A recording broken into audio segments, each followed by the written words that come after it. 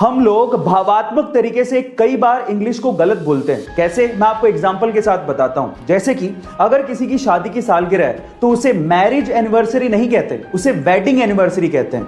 इसी तरह से अगर आप किसी चीज को फिर से इस्तेमाल कर रहे हो तो उसे सेकंड हैंड नहीं कहते, उसे यूज्ड कहते हैं। इसी तरह से अगर कोई मर जाता है तो उसे डाइड नहीं कहते, उसे पास्ड अवे कहते हैं। इसी तरह से अगर कोई गरीब है तो उसे पुअर नहीं कहते, उसे अंडर प्रिविलेज्ड कहते हैं। और फाइनली अगर कोई मोटा है तो उसे फैट नहीं कहते, उसे फुल फिगर्ड कहते हैं। इंडिया में जब भी किसी के पास पैसे होते हैं या फिर उनकी जेब अलाउ करती है तो वो अपनी पसंदीदा गाड़ी खरीदने के लिए शोरूम पहुंच जाते हैं। वो ये भी नहीं सोचते कि इस गाड़ी को पार्क करने के लिए उनके पास पार्किंग प्लेस है या नहीं, ना ही शोरूम वाले पूछते हैं।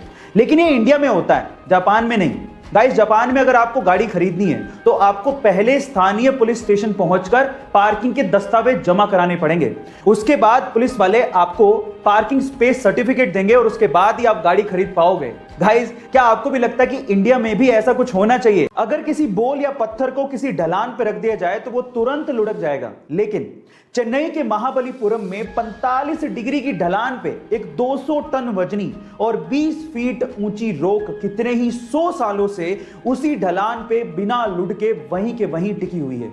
ना जाने कैसे और इसके पीछे का क्या रहस्य है, कोई नहीं जानता। 1908 में चेन्नई के गवर्नर ने उसी बड़ी रॉक को 7 हाथियों से खिंचवाने की कोशिश करी, लेकिन हाथी हार मान गए। पर वो रॉक अपनी जगह से टस से मस नहीं हुई। गाइस, उस रॉक का नाम है कृष्णा बटर बोल।